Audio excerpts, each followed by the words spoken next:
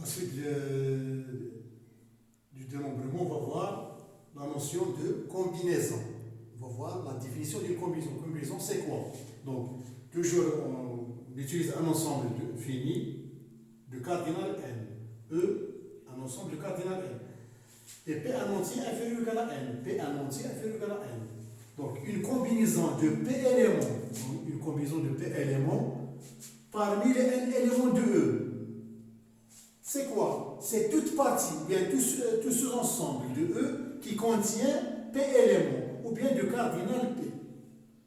Donc, toute partie de E, toute partie de l'ensemble E qui contient P éléments, ou bien du cardinal P, s'appelle une combinaison de P parmi n. Voilà un exemple.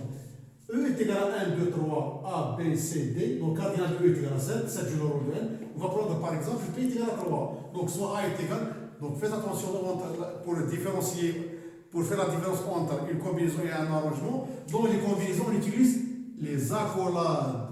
Et dans les combinaisons, on utilise les parenthèses pour faire apparaître que l'ordre est important dans les arrangements. Dans les arrangements, l'ordre est important. C'est pour cela qu'on utilise les parenthèses. Par contre, dans les combinaisons, on utilise les accolades.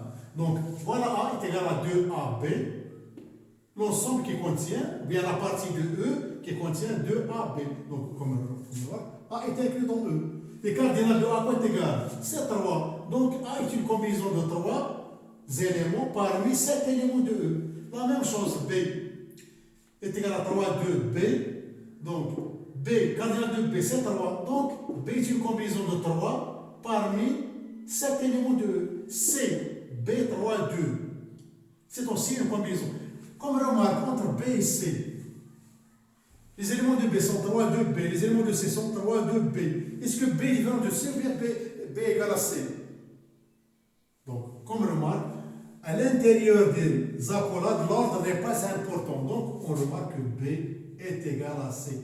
Donc, B et C s'agit d'une même partie, d'une même combinaison. L'ordre des éléments à l'intérieur d'une combinaison n'est pas important. Parce que les éléments, on les a pris d'un seul coup.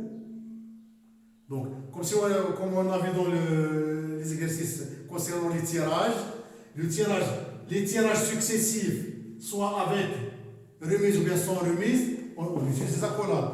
Le tirage instantané, on utilise des combinaisons.